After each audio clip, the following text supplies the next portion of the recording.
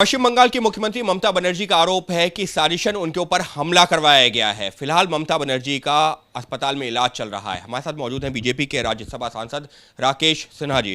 राकेश जी, ममता बनर्जी कह रही हैं साजिशन हमला करवाया गया है उनके ऊपर, फिलहाल अस्पताल में भर्ती हैं।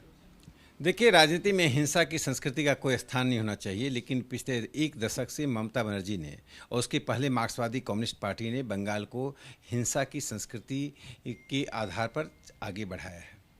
जो घटना घटी है वो निंदनीय है, लेकिन सवाल उठता है कि क्या यह प्रायोजित और पाखंड है। अपनी खिसकती हुई ज़मीन को देखते हुए तृणमूल कांग्रेस अब नए नए तरह की पाखंड को देश के सामने रख रही है।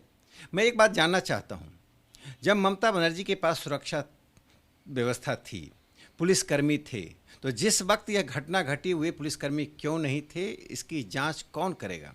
चुनाव आयोग ने जो रिपोर्ट मांगा है, उस रिपोर्ट के बाद दूध का दूध पानी का पानी होगा।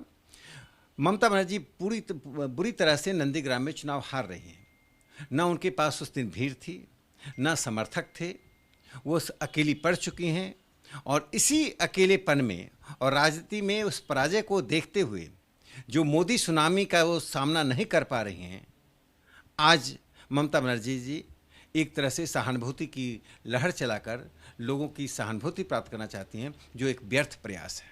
लेकिन सर, वाकई में क्या इस तरीके के हालात हैं कि ममता बनर्जी सहानुभूति के लिए सिर्फ ऐसा करेंगे? मुख्यमंत्री हैं पश्चिम बंगाल की, अगर लड़ाई भी देखें तो सीधे तौर पर बीजेपी और टीएमसी के बीच में खुद टीएमसी भी मान रही है, बीजेपी भी मान रही है, तो क्या उनको इस चीज़ की ज़रूरत पड़ेगी कि वो खुद के ऊपर हमला करवाएं या सहानुभूति के लिए इस तरीके की घटनाओं में शामिल हों? देखिए, प्रधानमंत्री नरेंद्र मोदी जी की रैली ने दिखा दिया है कि पश्चिम बंगाल में राजनीति की हवा किस रुख है, किस दिशा में चल रही है।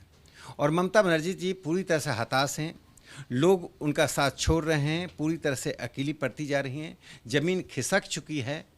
जिस तरह से तानाशाही तरीके से, अधिनायकवादी तरीके से पश्चिम बंगाल में उन्होंने शासन किया, आज उनकी पार्टी के लोग ही अब उनका साथ देने के लिए तैयार नहीं है। ऐसी परिस्थिति में उनके पास एकमात्र हथकंडा है। उन्होंने पहले बंगाली मानुष का सवाल उठाया, मिट्टी मानुष का सवाल उठाया, वह भी काम नहीं आया।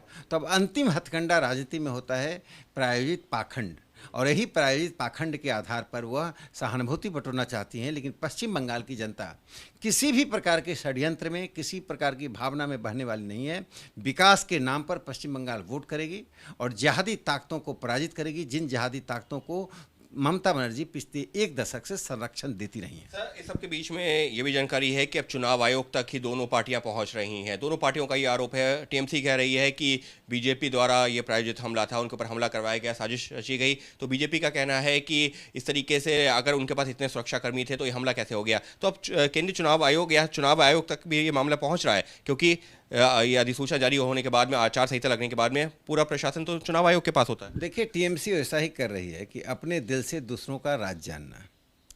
जब जेपी नड्डा जी के काफिले पर हमला हुआ था, अमित शाह जी के हेलीकॉप्टर को उतरने की अनुमति नहीं दी गई थी, और पश्चिम बंगाल में निरंतर भारतीय जनता पार्टी, राष्ट्रीय स्वयंसेवक संघ के कार्यकर्ताओं, स्वयंसेवकों की हत्या होती रही है। तो जिस हत्या की और हिंसा की राजनीति और संस्कृति को उन्होंने जन्म दिया है, आज उसी के बीच वो घिरी हुई हैं। तृणमूल कांग्रेस के कार्यकर्ताओं में बर्बरता की एक संस्कृति जन्म ले चुकी है, और उस बर्बरता की संस्कृति को पश्चिम बंगाल की आम जनता पर थोपना चाहते हैं। भारतीय जनता पार्टी पूरी तरह से विकास के नाम पर और पंथ निरपेक्षता के नाम पर चुनाव लड़ना चाहती है। पश्चिम बंगाल के भद्र लोग को वापस करना चाहती है, कला, साहित्य, संस्कृति और उद्योग को आगे बढ़ाना चाहती है। लेकिन ममता बनर्जी के पास ध्रुवीकरण, सहानुभूति और पाखंड के अतिरिक्त कुछ भी नहीं है। यानी साफ तौर पर बीजेपी सांसद का यही कहना है कि जब ममता बनर्जी को नजर आने लगा है कि जमीनी स्तर पर उनका समर्थन घटता जा रहा है, तो ये एक तरीके से आखिरी रास्ता उन्होंने चुना है कि सहानुभूति हासिल की जाए। लेकिन सच क्या है, ये चुनाव आयोग के सामने जब दोनों पार्टियां पहुंचेंगी, चुनाव आयोग की रिपोर्ट आएगी, उसके बाद में उम्मीद की जा रही है कि वो सच भी सामने आएगा। लेकिन निश्चित तौर पर बीजेपी का यही कहना है कि ये एक ऐसा पाखंड है जिसका मकसद ये है कि वो सहानुभूति बटोर सकें। कैमरा पर्सन अजय तिवारी के साथ अंकित गुप्ता, एबीपी न्यूज़, दिल्ली।